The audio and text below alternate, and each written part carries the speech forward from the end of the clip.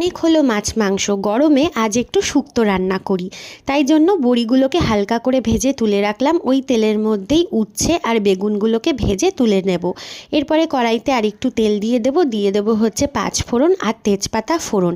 এরপর একে একে সবজিগুলো অ্যাড করে দেবো। আমি এখানে রাঙা আলু, সজনে ডাঁটা, আলু, কুমড়ো, পেঁপে ইউজ করেছি।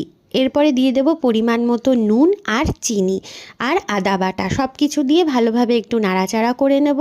আর একটু ঢাকা চাপা দিয়ে দেব। একটা মিক্সার গ্রাইন্ডারে আমি সাদা সর্ষে, কালো সর্ষে আর পোস্ত গ্রাইন্ড করে রেখেছিলাম, সেটা দিয়ে দেব। আর একটু সামান্য নাড়াচাড়া করে নেব। এরপরে দিয়ে দেব হচ্ছে উচ্ছে আর বেগুনগুলোকে, সাথে সাথে অ্যাড করে দেব দুধ, আর সবজিগুলো সেদ্ধ হওয়ার জন্য দিয়ে দেব পরিমাণ মতো জল। ওপর থেকে একটু রাঁধুনি বেটে রেখেছিলাম, সেটা দিয়ে আবারও ঢাকা চাপা দিয়ে দেব। এরপর ঢাকনা খুললে শুক্তো আমার রেডি। ওপর থেকে ঘি ছড়িয়ে দিলেই একদম রেডি হয়ে যাবে অনুষ্ঠান বাড়ির মতো শুক্তো।